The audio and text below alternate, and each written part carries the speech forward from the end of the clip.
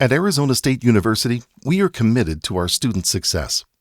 That's why our online educational experience is unmatched. You'll access our state-of-the-art adaptive learning technology that fosters innovative thinking and inspires collaboration with faculty and peers. Explore more than 300 world-class programs offered online, all designed to empower our students to become the next generation of critical thinkers and innovators. Visit asuonline.asu.edu. Remember the joy of unwrapping a thoughtful gift that was just the right fit for you? Well, being a caregiver doesn't diminish that need, it just changes it.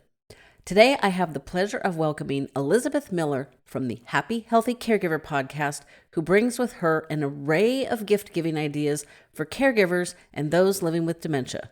Our conversation zigzags through a spectrum of unique gifts, focusing on both physical items and shared experiences. Welcome to Fading Memories, the podcast for caregivers of loved ones with dementia.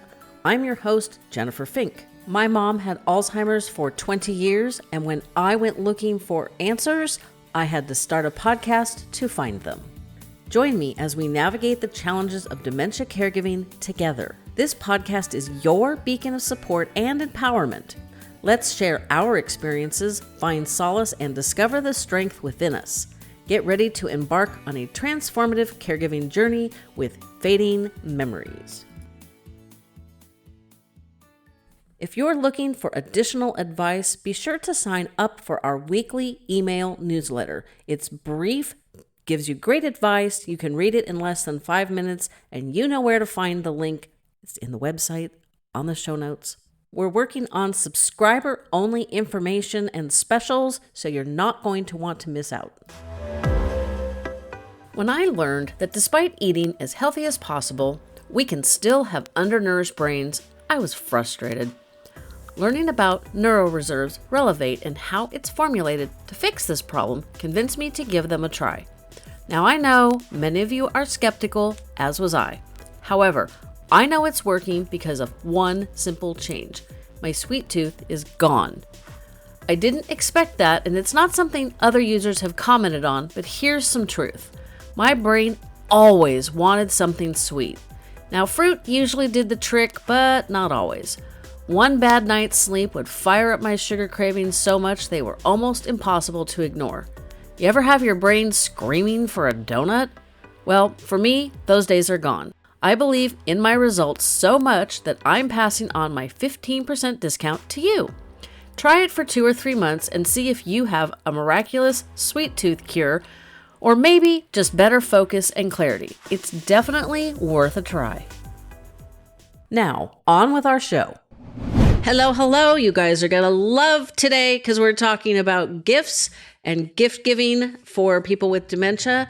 And it's a perfect day to discuss that because today is my daughter's birthday. So I would wish her a happy birthday, but she's not a listener. So what I will do is thank Elizabeth Miller from the Happy Healthy Caregiver podcast for coming on and sharing her gift guide and her knowledge. So thanks for joining us today, Elizabeth. Thank you for having me. I'm excited to be here.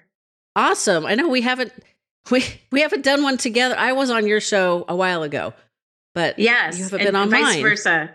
Yes, I love Fading Memories, and I love that it's part of the Whole Care Network. Definitely. So we're all part of the same family. So you've been podcasting for 6 years as well, right? Yep, I'm in my 6th season. I launched in November's National Family Caregivers Month. So happy National Family Caregivers Month, everybody. And that was a launch. I try to do some kind of special every year, but I think I don't really have a launch this year. Just keep on keeping on. I've been really focusing on the speaking part of my business and really trying to get out there as far as reaching different companies and organizations to scale the caregiving support. Yes, it's definitely something we need. So where should we start? Do you want to start with gifts for caregivers or gifts for people living with dementia? I'm always one to put the caregivers first. So sounds like a plan. Yeah. So, I think when it comes to buying gifts for caregivers, anything is probably going to be appreciated, right? We're just so grateful that somebody has been thinking about us and has us top of mind. But there's a lot of different things you could do, I think, for a family caregiver. And of course, I also like self-care focused ones, because like not only are you giving them a gift, but you're giving them a tool of something that can help them mitigate burnout. So anything from like, stuff that they would use like every day. We just had this in the fall, we have a sisters weekend and we do this favorite things party. Have you ever heard of that? Mm-hmm. Where we decided we were going to each bring 3 things. We were going to be $25 or less. This might be a great idea for someone to do as a swap exchange for their book club or their caregiver support group or whatnot. But I brought 3 of the same things. We kind of presented them. They're not wrapped.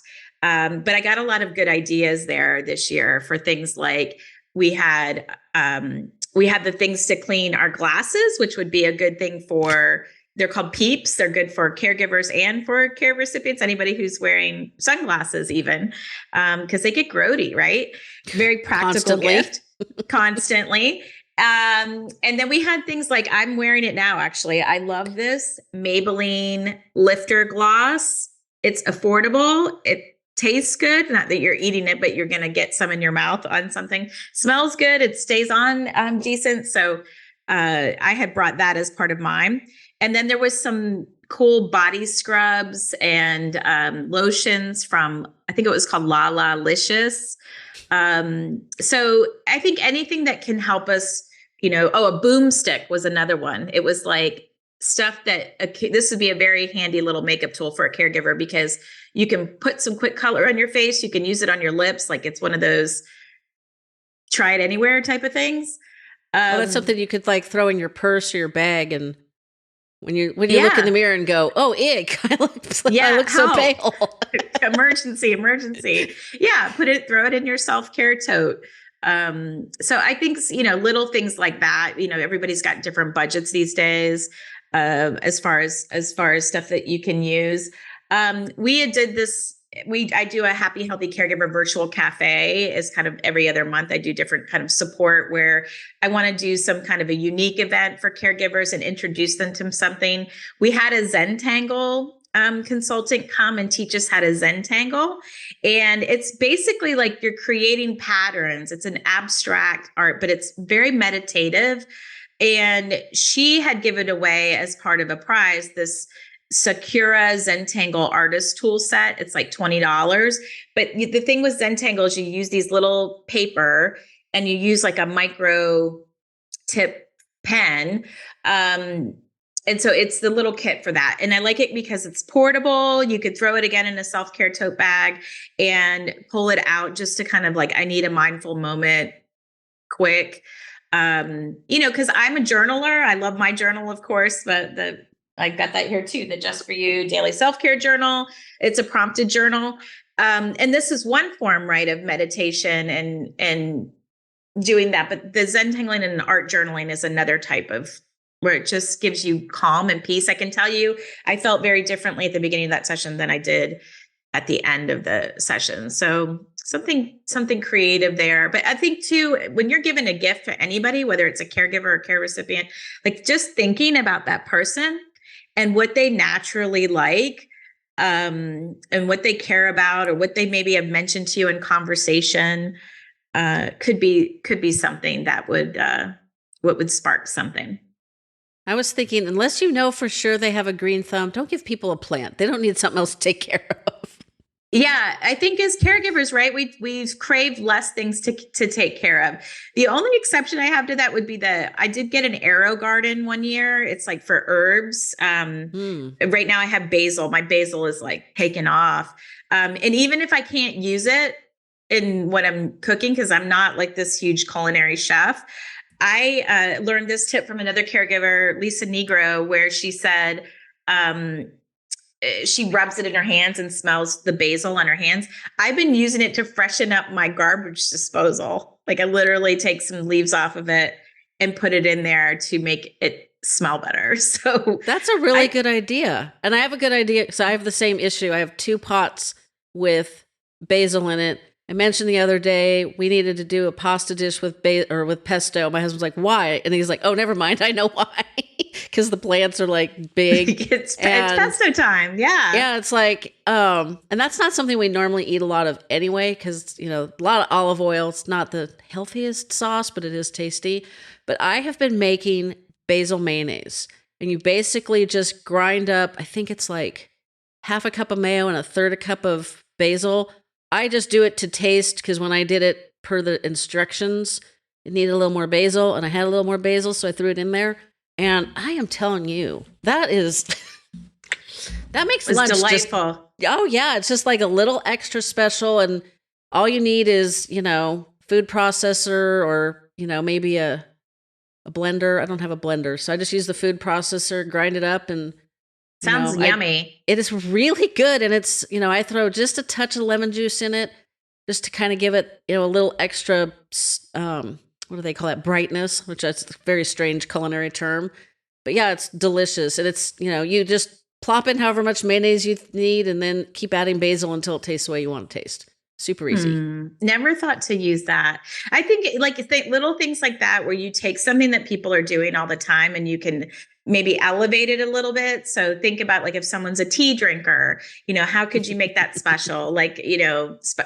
Splurging on teas that they might not buy for themselves, or the presentation of it and packaging it all together, maybe with some biscotti or something like that. It just treat them to something spectacular. I also think anything pampering, like massage gun or a silk pillowcase, or obviously nail appointment for their, find out from their person where they go for those types of things, and a gift certificate to that. I'm a big reader, so reading is really fun for me. But sometimes, there's lights now that you can get. I don't want to hold a flashlight at night. I don't necessarily like reading a Kindle book all the time. But there's lights that you could light up, and I could think of caregivers using that, because sometimes we're doing those things in very precocious types of places. What else would be good? Yeah, I mean, any kind of activity that you can help encourage. I'm into pickleball recently. Have you tried to explore pickleball, Jennifer? No, there is a big pickleball teams in our community. I have very wacky vision, so I don't have depth perception. I have lazy eye. It wasn't corrected until I was 4. So I could very, very much understand my mom's visual processing problems, because I have similar ones myself. I know I don't have depth perception, but it's been this way my entire life. So, it's not abnormal for me, but I don't like balls getting hurled at me, because I'm ducking and I'm not trying to hit it back. I could probably play with the hubby, but you'd have to hit the ball gently towards me, or else it's not going to be very fun. Yeah. Well, I love it because it's an accessible sport. It's definitely it's for all ages, frankly. But it's something like that could be fun. Hey, I think experiences are amazing. Let's take a pickleball lesson together. Let me take you on a hike. I got you this fun little hat, and I looked up a hiking trail, something where you can really be someone's self-care cheerleader and, have some kind of an experience together, a cooking class, a lesson of some sort, where it's kind of a twofer, right? They're learning something and they're getting away from the caregiving world for a moment. If you're looking for cooking classes, I did one through King Arthur Baking. It was called Pizza Perfected, and it was on Zoom because they're in friggin' Vermont. So that's cool. I'm not getting there anytime soon. Totally want to go. I use tons of their recipes. But yeah, it's I don't know how we got into we really like to make our own pizza at home. We haven't done it for a while because life. But it's not that hard, especially when somebody walks you through it, and they sent you the video after, the next day. So you got to do it live, and I think it was $40. It wasn't expensive, and it was at least 2 hours. That's cool. And I have the video. It's saved in my Dropbox files, and I can access it if, because there's some techniques that you don't necessarily know, and I mean, just learning that technique was worth the $40. But it was a nice experience. So if you can't get out, or, I live in the Sierra foothills, so I don't live near things, even though I'm only an hour north of the state capital. It's like, there's some pros and cons to smaller, quieter areas. Depending on the day, sometimes the cons outweigh the pros. But yeah, and I'm sure there's other places that do online cooking. I bet there are. And even, maybe your caregiver is not a person who enjoys cooking at all. And then, I know for me, I used to dread the question as a sandwich generation working caregiver, like, what's for dinner? And I'm like, oh, why do these people have to eat all the time? So something like that could be, a subscription to like the Green Chef, or some kind of prepared meals, or even like a Uber Eats or a DoorDash gift card for those, what are we going to eat emergencies? I think all of that, just putting yourself in the mind of all the things, if you're a caregiver listening, like what you wish you had, and what would have been helpful for you. Having someone mow the lawn, or I'm going to do your laundry this week. Like, there's a lot of things too, that even if you don't have a budget, like just showing up for someone else and doing something, taking something off of their plate, would be amazing. Yeah, you could offer to help put up decorations for the holidays. Yes. Or you could offer to help do some deep spring cleaning, which the only reason that's coming to mind today is my golden retriever goes to the dog park regularly, and the dog park has its own lake. So my dog is always wet.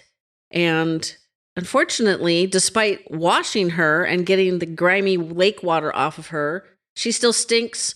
So the couch cushions stink, and the blanket on the couch stinks, and now my house stinks. So she's at the groomer, de-stinkifying, and the house is getting de-stinkified because I can't stand it. And I don't want anybody to come over and go, "Whew, dang, man, it smells like swampy dog in here." Yeah. And it's a lot of work. Taking dogs are a lot of work. Take the dogs for a day. Yeah, really. All of it's like, anything that you can do. What were some of the most memorable things that you remember people giving you or gifting you, Jennifer, when you were in the throes of caregiving? Well, I had kind of I guess it's not that unique. A lot of the friends that I had already been there, done that. So they were way less supportive than you would think. I think because they were like, been there, done that, not going back, which I understand. I don't fault them for it at all. Most people just kind of treated like the holidays the way they would have despite caregiving. So, because my mom was in memory care, so I don't think they thought that I needed any extra. But I know, like, buying gifts for my mom, like not buying gifts felt horrible.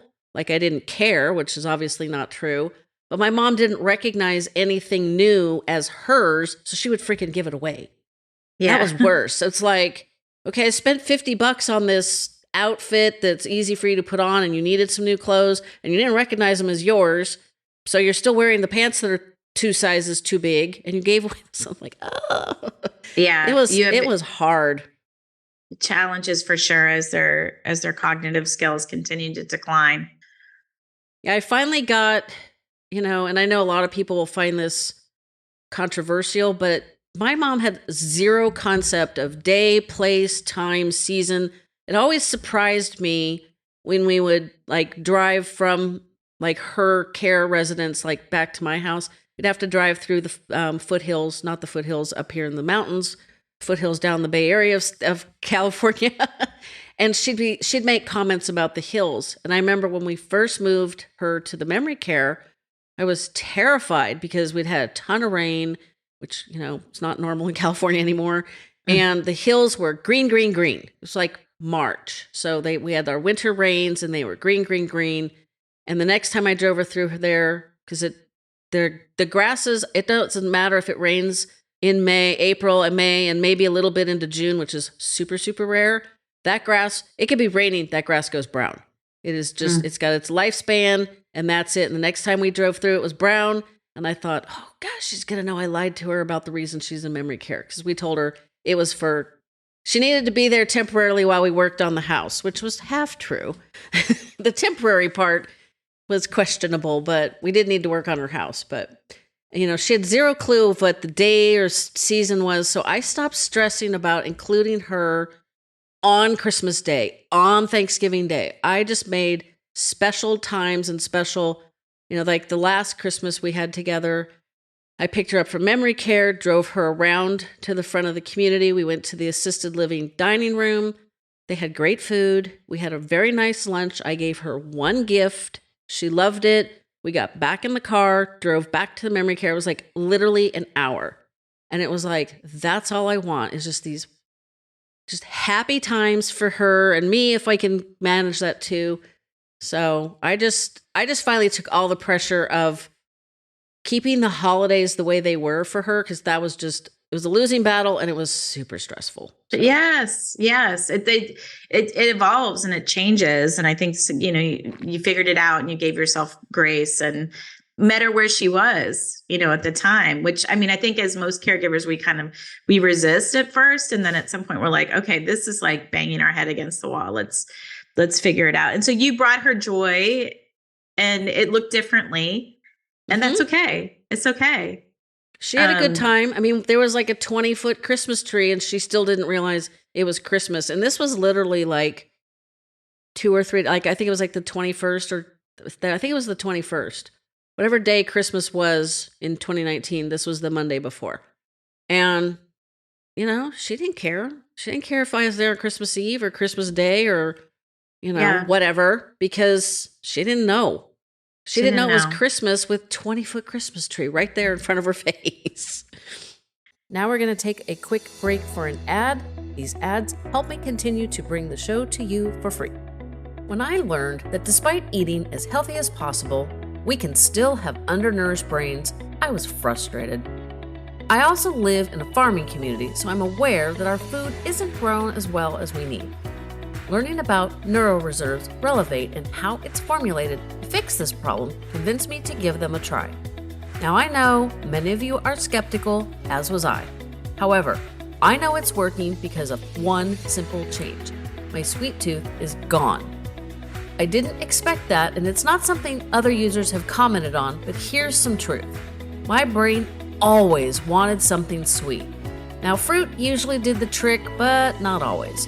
One bad night's sleep would fire up my sugar cravings so much they were almost impossible to ignore. You ever have your brain screaming for a donut? Well, for me, those days are gone. It's been about 6 months since I started taking the supplement, and I have no regrets. I believe in my results so much that I'm passing on my 15% discount to you.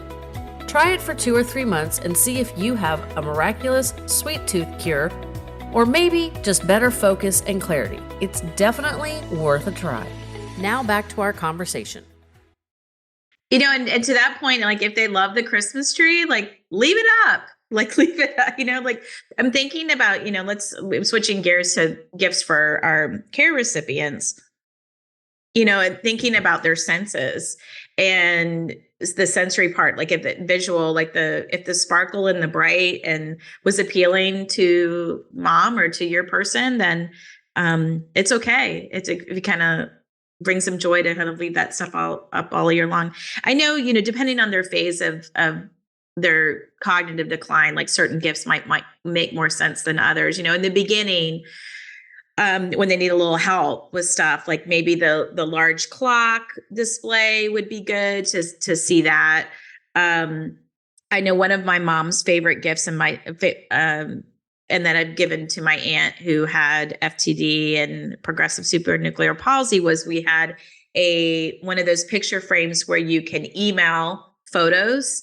And so particularly if it's like past photos that are bringing them comfort, like scan some past photos and put that in. And it's almost like for them watching TV. It's like, this is the TV of their life.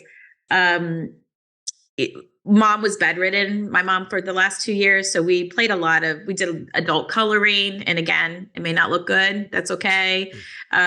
We did a lot of games, and sometimes we reverted back to games from our childhood. Like we played Play-Doh together. We did Connect Four because that was, easy, and it was like complicated rules. And sometimes we played Uno, and she would kind of make up her own rules, and that was okay too. It was like, I just went along with it. spending time together around that. And, music was another thing that was really, really important. I think it's one of the last things, right, from the memory that goes is so creating a special playlist, I think, for somebody, particularly if you're on a low budget, that could be really cool. There's a lot of dementia products that I'm sure you've had featured on the Fading Memories podcast, where dementia specific content for TV, and to kind of reduce all of that overwhelm for them, would be good. And I think it's, they deserve to be comfort and pampered too. So some nice sheets or some good slippers or something more practical, I think, particularly if they're living in a memory care community. You don't need a lot of stuff, right? Like more stuff. More stuff to travel down the hall to other rooms. Yes. So, one of the gifts that my mom really liked, we did a lot of subscription boxes, particularly when I was a remote caregiver for her and my sister was primary caregiver, and we had to exchange the reins there. I love the subscription boxes because we would open them together. So some of them were geared towards older adults. There's ones even, connectivities is one that comes to mind, of having an activity that you can do together with somebody. But for a while there, like my mom had a passion for France and Paris. So I found this person that did these artful letters from Paris. And it was just like, almost like talking to you about what they're seeing, what they're doing. And she would keep those. I remember one of the gifts in the older adult box was a bird feeder and like a bird book, because again, she's bedridden. She could see, things come up to her. And then we switched subscription boxes, and I had one that was more food oriented because, again, like mom didn't need more stuff, but she was diabetic, and now there's like something for everything, right? So Yep. there's a healthy snack box, and we would go through those, and she would pull out the ones that she liked, and the ones that she didn't like really were the ones. But then she would make a little basket of them. And when the professional caregivers came, or the chaplain from church to give communion, or different visitors, my mom was always the hostess, right? So this gave her something then to like easily offer somebody from without having all of the things that she would have had in her life. So that was a good one. I want to say it was love with food or something like that. But that would have been a really good one for my mom, because one of the quote unquote failures I had with her was, they say, well, simplify the hobbies they love to do. So my mom painted when I was a kid. Is it acrylics or oils? Can't remember. She took painting classes. I think she did both acrylics and oils. She did woodworking later in life. She was a beautiful seamstress. What else did she do? She did crafty stuff, like when the fabric painting was a big thing. I still have a Halloween sweatshirt from when my daughter was a year. So today is her 32nd birthday. The sweatshirt has gone from fitting to not fitting to now it's too big. So I keep threatening to make a new one, but that was kind of the stuff maybe just that put it loved. on hang it up in hanging up in the season. I wear it. I look kind of, it's very warm because it's quite big, but that's okay. It's like, it's just, it's special. It's fun. And I have a Christmas sweatshirt my mom and my daughter made when she was about 5. They used her hands to make a wreath.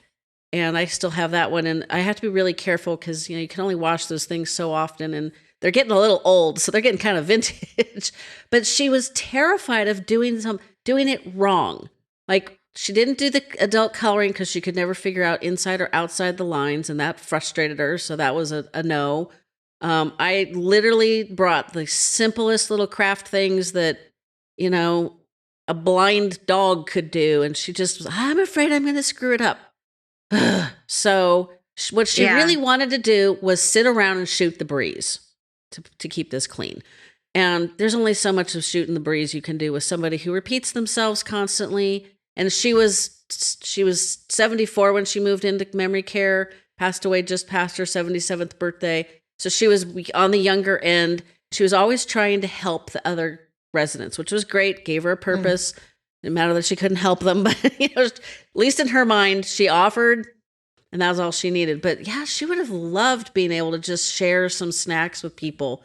I'm sorry I didn't think about that one, but see, that's why we do this, Jennifer. Yeah. We pay it forward. Like, listen, we don't have we were we were figuring it out as we went, right? And like sometimes we hit, and sometimes, I have some guilt. My mom at one point wanted remember she had torn out of some magazine one of those lifelike dolls. And I basically like made fun of my mom for like wanting this doll. Like it was, I'm like, what do you want a baby doll for? Like, I don't understand this at all. But my mom raised 6 kids, and she didn't even have the cognitive decline until toward the end of her life. So it wasn't like dementia related.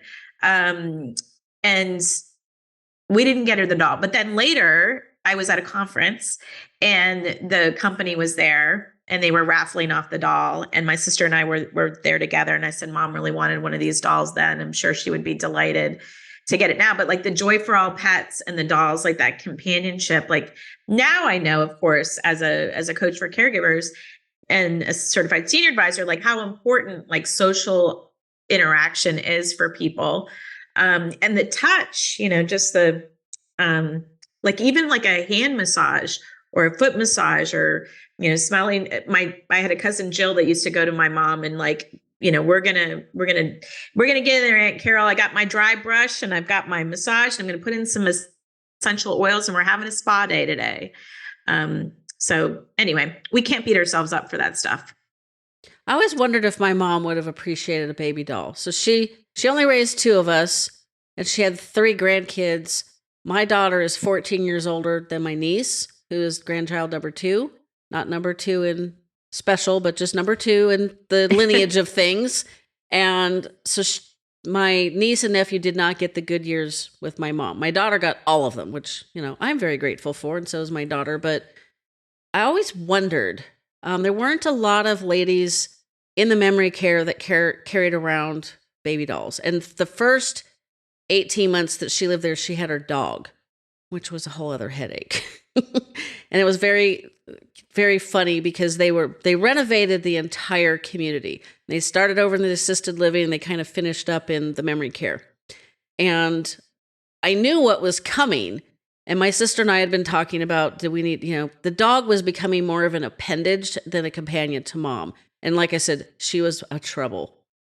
We had a black miniature poodle who they normally weigh about 12 to 15 pounds. Misty weighed 28. So she was double her size, which meant she could not. But she probably couldn't remember how much she was feeding her. Oh, no. Every time the dog looked at her, she would feed her.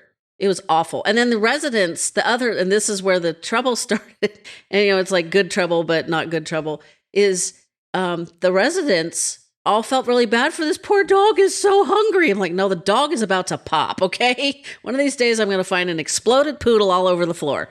And I hope nobody's listening during lunch. They would literally, they had very portion controlled meals. If they needed more, they'd get more. It's not like they starved them or anything, but some of us eat more than we should. So it was nice having lunch with mom because it was very portion controlled, but they would literally like wrap up meat in the cloth napkins and like sneak it to this dog. And, we tried everything, but the executive director was great. I had a really great relationship with him and he beat around the bush so hard. He was not going to ask me to rehome the dog, but that is what he wanted. And that is what we ended up doing, which I'm sure was beneficial to the dog. My mom didn't even notice she was gone. We stressed about like what would happen. Oh, interesting. Oh God, it was so frustrating. You stress about things and you think, if the dog disappears, she's going to be anxious and, upset and no, the dog went to grooming and never came back. So I wonder if I've always wondered about the baby doll thing. It's kind of, I mean, I think now, back in 2014, 2015, when I was starting my caregiving, there wasn't all of the social content that there is. And we see a lot of examples of what's working well for other dementia caregivers and how they're interacting and how people are entertaining themselves. And it's just nice. It's nice to know that you're not alone out there. It's nice to see what other people are doing to keep this person, to keep your both of yourselves kind of in a joyful spot and not kind of lose your life at the same time. Like I got, one of the tips I got I've been doing these real self-care tips on my Instagram. And from one of the dementia caregivers, she said, I like fresh flowers, but my mom, who has dementia, was like pulling them apart, eating them, Oh, no. whatever. And so she's like, we've solved this by like when mom goes to a day program, I bring my fresh flowers out. When she comes home, I have these fake silk ones that I put in the place, and like we're both happy, you know. So I think, you know, the best ideas come from other family caregivers who are living this and giving great gifts and just showing up for people. I think that showing up's the most important because most of us don't need more stuff. No. Like every time they build another one of those self-storage places, I'm like, first off, funny. They have one across the street from each other where I live. Like, I'm like, oh, maybe we'll get like, I really want a bagel shop. Like, I want like real yummy bagels, like at Kentucky or something. Like, oh no, we got a storage shop again or a car wash. Like, what's up with that? Okay, so where I live, there is one full service car wash, and it's okay. But we have those quick quacks where they do the outside and you could do the inside. That's what all these are that I'm talking about. Yes. Okay. Where I used to live, they had like 3 in a town of 70,000 people, maybe 3 or 4, like full service car washes where you drove through and it scrubbed the outside. And then the nice people cleaned down the inside. They got all the dog hair out. I don't have that up here, and I don't like cleaning the inside of my car. I know. Actually, that'd be a great gift idea, right? Like most of us have cars. Hey, I'm going to take your car for a couple hours and I'm just going to like have it detailed and make it smell good and sparkle and shine. Like what caregiver's got time to do that?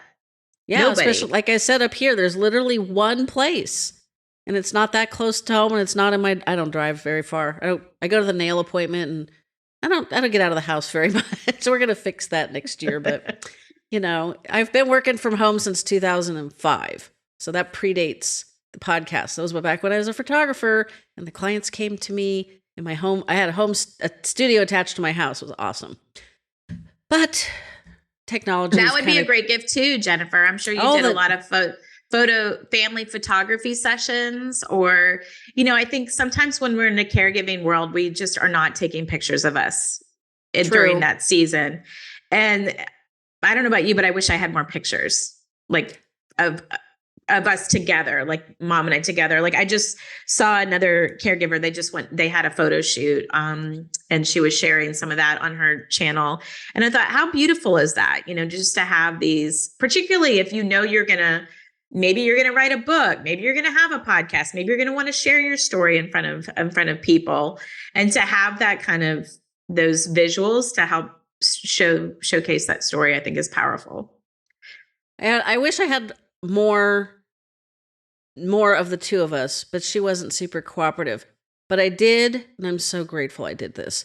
So my mom, the hair gal, the salon gal from the assisted living would go to memory care and pick up the women who had appointments and take them and, you know, cut and whatever the appointment was for, like cut my mom's hair.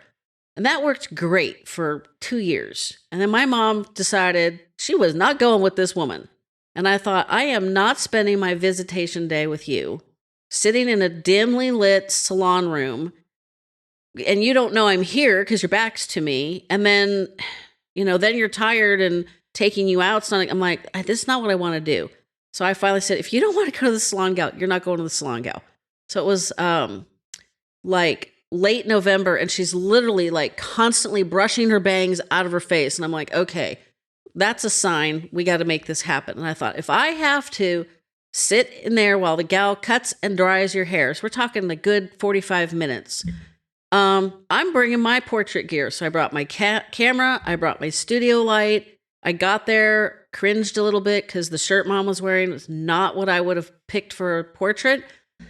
And I'm like, I got one of 2 battles to pick here. So as we were walking over to the salon, the trees, and I know people are going to not believe me, but we do get fall colored trees in California. It's not like, you know, Vermont and those places. You got to look for it a little bit, but it's there. And the fall colored trees worked great with her shirt. So I just left the light in the car and took literally 5 shots of her natural light outside. Most beautiful pictures I've had of my mom. That was December 9th. She had her next hair appointment on March 9th. March 8th is the day she fell and broke her leg, and she died March 31st. So that Oh, was the wow. last opportunity I had. I'm so glad that I drug that crap with me, because the camera's not light, and all that stuff is, it's, you're like a pack mule. It's a pain in the butt. And it was, it was worth it. And so I'm so glad you have those. Yes. And my dad was very good about bringing mom. I literally had a studio attached to the house, and he would come every December with mom and dad and the dog, and they would do their Christmas portrait. And I have a beautiful one of the three of them, because the dog looks like she's smiling. And of course, it's a black dog, which is very difficult to photograph. And my parents, who are pale white people, or were. And I got my mom to laugh. My mom was always terrible with pictures. She always smirked. If anybody's old enough to remember that smirky, emoji, even though that's not what we called them back in the 70s, but that was my mom. My mom was the ultimate smirk smiler, and I got her to laugh. And when you look at that photo, you would not know there was anything wrong. You think both my parents were in great health. So I'm really grateful to have that too. So you're right. That is, you need to hire a photographer that's got a lot of experience, and you need to talk to them and ask them if they've ever dealt with somebody with dementia or autism, which I've done both. And because it's a whole different setup. It takes some patience, for sure. And you can't, you have to work with them differently. And that's not a problem. You just have to be willing and creative enough to do that. So I don't know why I've never suggested that. Listen, we're just brainstorming. We feel each other. I just think it'd be cool even to somebody follow somebody around who's a caregiver and take a lot of candids. It's a beautiful thing. I mean, nothing bugs me more, Jennifer, than seeing in marketing ads these fake caregiving pictures. I would like to see more real caregiving pictures, and what we really look like when we're caregiving is our frazzled hair and all of that. But there's beauty in that vulnerability. Yeah, and it's real. Sure. I think people would relate to that. So I think we brainstormed pretty good here. Gave people a lot of good ideas. So you said you do the Happy Healthy Caregiver podcast twice a month. So is it first and third, or what weeks? It's every other Wednesday of the month. So I take a break from mid-November to mid-January is a season break. I figured it would give one less thing for people to do during the holidays. But yeah, people can find Happy Healthy Caregiver on the Whole Care Network, on happyhealthycaregiver.com. And of course, I would love, I'll have the gift guide out when this comes out, that I'm curating for the holidays for 2023. I put a lot of TLC in them because, again, I think it's fun to give the right gift. And not necessarily doesn't have to be expensive, just thoughtful. So it's going to be a bit.ly link, and there'll be HHC 2023 holiday gift guide. So I hope people check them out. Yep. Well, they'll definitely be in the show notes, because I could probably use that help too, because my family is really hard to buy for. We're not dealing with any dementia anymore. Not at the moment. We get creative. My family's big, right? So we gave up buying gifts for everybody long ago. And we kind of put into this rule that if you weren't physically present for somebody's birthday or the holiday, you don't have to even send a card, really. There's nothing. There was no expectation there. And sometimes you're with people and you can do a little something. But if we are together, we do a white elephant gift exchange where everybody bought a unisex gift. And last year's was pretty funny because we had everybody from my nephew, who was 16 years old, or maybe younger, 15. And then my brother is 60, and we have some older folks than that, but my brother's 60 and neurodivergent. And so I was okay, this will be interesting. And everybody in between, right? Men and women. And so unisex gifts. So we had a $50, I think, price range. It's we're only buying one gift. We're going to make it nice. So there was everything in there from I got Quay sunglasses, and my brother opened them. My brother, who's neurodivergent, loved them. like I would have never thought to get this gift for him. He put them on, he wears them like when we go out, he's got his sunglasses and he feels, like he's a sharp dressed man. And I like that. And then, but there were like pressed white strips. There was, a snow cone machine. So we had a little Snoopy bit one. It wasn't Snoopy because that's got really good memories with it, but they've elevated that whole. Now it doesn't melt when you put the flavor on like we did when we were younger. Is it a snow cone machine or a margarita machine? Actually, it might have been a margarita machine. It's like it could do both. Do both. Or adult snow cones. There you go. Now we're onto something. Yeah, it's like there's so much stuff that a good thing is like for me is like would I like it? If I'm going to take it out of the pile and keep it, it's probably a good gift. That's a good way to pick it. Workout clothes is usually good too because dang, those things are expensive. They are expensive. It's and you're not going to buy or something you're not going to buy yourself. Like a splurge is great. One of the most thoughtful gifts that I got from my daughter that she gave Jason and I one year, that was a combo gift, but I know she organized it because that's how my son and my daughter together is my friend is a chef and a caterer. And they hired, her name's Jen. They hired Chef Jen to come over and cook us dinner. And she just had the menu printed up and she said, Miss Jen's coming on January, whatever. She's going to cook you all a couple's dinner. And it was so nice. Like we sat in the dining room, she cooked, we might've chatted with her a little bit in between. We had some wine, but for us, what a treat that we had this like fancy dinner. We didn't have to go out and pay for it. And it was really a thoughtful gift from the kids. That is a good idea. I did that. I had a home chef do cater, they came to my house and cooked for, I think it was 8 or 10 of us for my 40th birthday, which was too many years back to not have done it since. I'll have to keep that in mind. Because my birthday is in 3 days from today, so. Yeah, we did one, my husband turned 50 during COVID, and we did a dinner party like that at our house. And I was just telling him the other night, I'm like, that was so fun. Like, what a treat for us that we didn't have to host it, but we could host it and give everybody kind of that experience. And people can linger as long as they want. There's no pressure over anything like that. So yeah, back to the experiences. Those are good stuff. Awesome. Well, now you guys have another podcast. You can catch up on past episodes from Elizabeth over the holidays. I'm always here every week because I'm crazy. Too many fun people to talk to like Elizabeth. So I've almost never taken a week off. I think I've taken off 3 in 6.5 years. Wow. Podcasting it's work. It's work. It is. So we hope that you all are enjoying the podcast. I love creating it, but it is work. So, and just, thanks to those of us who sponsor our episodes too, that can help. Most definitely. Yeah. Well, I appreciate this and look forward to collaborating on something else in the future. Yeah, I look forward to hearing what the great gifts were that you got this year. Terrific. See you later. Listening all the way to the end, and as a bonus, here's what you can expect next Tuesday. Here's the thing. It can seem manageable when mom is still golfing or playing tennis and she can drive and she can toilet herself and bathe herself. And this is what we talk about with families during these family meetings so that they understand what aging in place really looks like.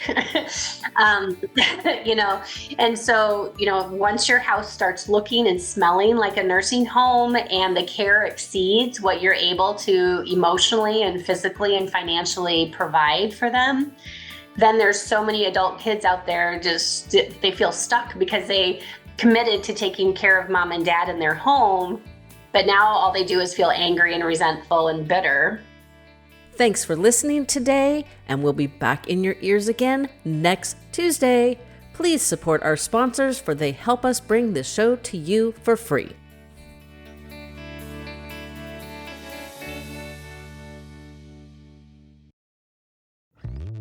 Hello, Saver. Whether you're saving for that trip to the tropics or saving for an emergency, now is the time to take advantage of Wells Fargo's savings options. Wells Fargo offers savings accounts that can help you save towards your goals. So, what are you saving for? Visit a Wells Fargo branch or wellsfargo.com/save to open a savings account today. Wells Fargo Bank, N.A., member FDIC.